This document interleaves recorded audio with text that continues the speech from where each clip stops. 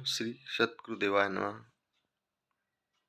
ओम माता गायत्री नमः, त्रिदेवी नमः। हे प्रिय मित्रों, बुजुर्गों, माताओं, बहनों और मेरे प्रिय अनुजों, आपको आज फिर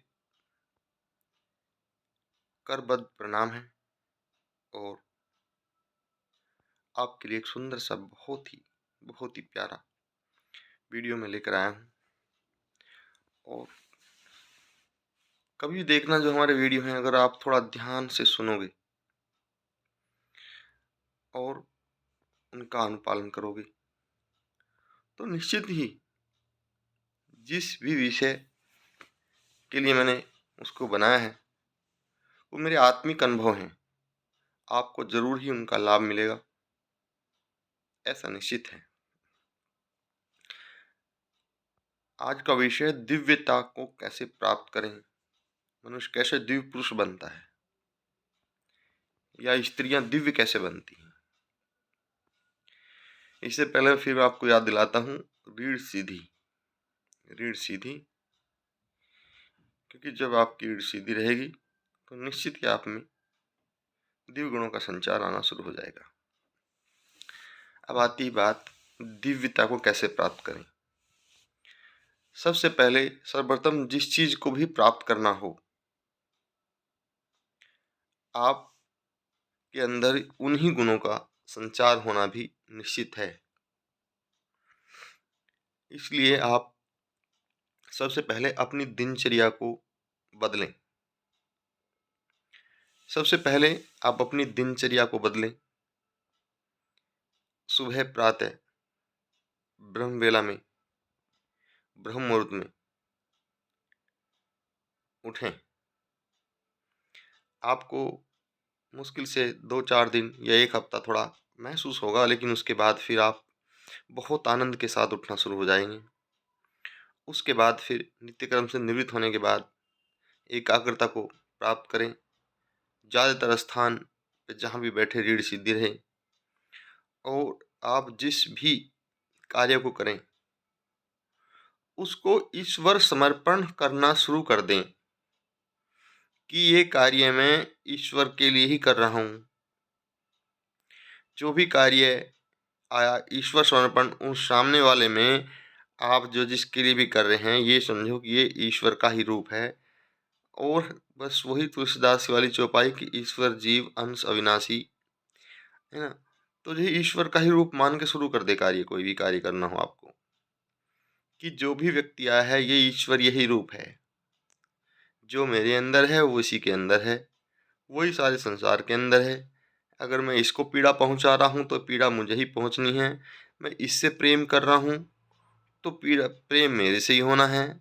और मैं इसके हित के लिए भी बराबर सोच रहा हूं तो ये ईश्वर है, ये मेरे हित के लिए भी सोचेगा, ये ईश्वर है। उसको मन ही मन उस व्यक्ति को ईश्वर मान के कार्य कीजिए अगर आपको दिव्यता प्राप्त करनी है। जब ऐसा करोगे और ये मन में दृढ़ संकल्प हो, ये दिखावा ना हो, और जब धीरे धीरे आप अभ्यास करोगे तो ये संकल्प बढ़ता रहेगा और दिखावा नहीं रहेगा। एक दिन यही अभ्यास आपको इतनी ऊंचाइयों पर पहुंचा देगा, इतनी ऊंचाइयों पर पहुंचा देगा कि आपने कभी विश्वास भी नहीं किया हो, आपने कभी ख्वाबों में भी नहीं सोचा हो। वो आपकी सोच जो हर एक मनुष्य को ईश्वर मान रही है, आपको साक्षात ईश्वरीय शक्ति प्रदान करेगी। आप देख लेना, जब भी आप इस अभ्यास को जितना भी आप बढ़ा दोगे, और मैं तो कहता हूं अगर आप घर गृहस्थ से निवृत्त हैं तो पत्नी, बेटा, बेटी, बच्चों, घर परिवार में कहना नहीं, ईश्वरीय ईश्वरीय दर्शन करो कि ये जो पत्नी है ये ईश्वर की ही कृपा से प्राप्त हुई है और उसने एक कितनी सेवा के लिए अर्धाग्नि दी है, ये ईश्वर का ही रूप है, ईश्वर ही मेरी सेवा कर रहा है। ये बच्चे जो हैं मेरे बच्चे बनकर ईश्वर मेरे बच्चे बनकर आया है। मेरे माता-पिता जो हैं ये ईश्वर बन के आए हैं, इन्होंने जन्म दिया है और ये पूरा संसार, पूरी सृष्टि जब वो कण-कण में विराजमान है तो ईश्वर ही है। और जब आपका ये भाव उत्तम हो जाएगा, सर्वोत्तम हो जाएगा, फिर इस भाव की जब खुशबू फैलनी शुरू हो जाएगी, वो खुशबू पूरे आनंद से ब्रह्मांड को भरनी शुरू हो जाएगी। फिर चारों तरफ से ईश्वरीय शक्ति आपकी मदद करने के लिए आ जाएँगी। चारों तरफ से ईश्वरीय गुण आपके अंदर विराजमान हो जाएँगे और अनंत अनंत शक्तियाँ नाना-नाना रूप में करबद्ध हाथ बाँधे आपके सामने खड़ी हो जाएँगी। आप कहोगे कि ये क्या आश्चर्य हो रहा है? ये क्या विलक्षणता हो रही है? मैंने तो कभी ख्वाब में भी नहीं सोचा था कि मैं इतना महान हूँ।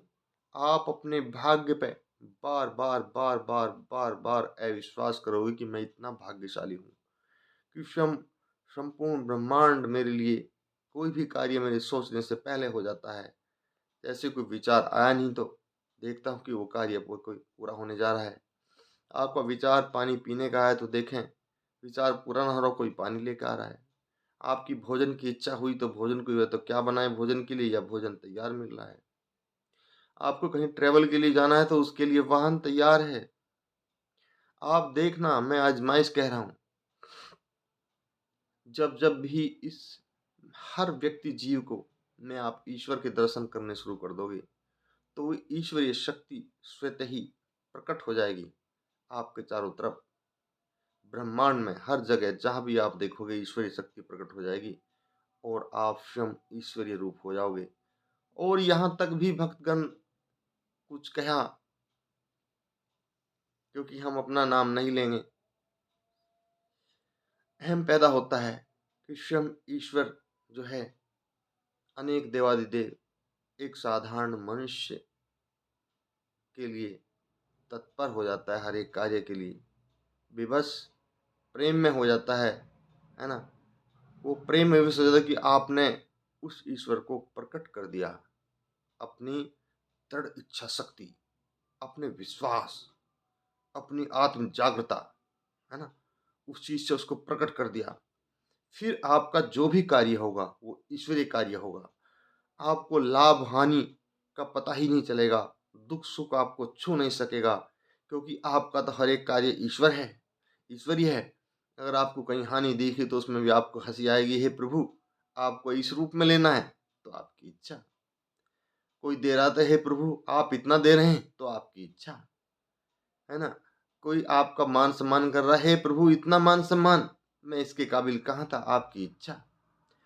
हर एक कार्य को ईश्वरीय कार्य कर दो और फिर मुझे बताना, 1 वर्ष तो करके देख दो, 1 वर्ष बाद फिर मुझे बताना कि जो है कैसे जीवन में आपको ईश्वरीय शक्ति की प्रफुल्लता का एहसास होगा, ईश्वरीय शक्ति का हर कण, हर क्षण, हर पल एहसास होगा। हे प्रिय मित्रों, वीडियो जो है बंद करने को मन तो नहीं कर रहा है, क्योंकि उस मालिक का आनंद हृदय से फूट-फूट के बाहर निकल रहा है, लेकिन समय का अभाव है, आप फिर देख नहीं सकोगे, है ना? हे प्रिय मित्रों, माताओं, बहनों, बुजुर्गों, अनुजों, आपसे करबद्ध प्रार्थना है, एक बार अभ्यास तो कीजिए, फिर देखना इस शक्ति को, इस सबसे परम शक्ति है। इसी के साथ ही आप सबको प्रणाम।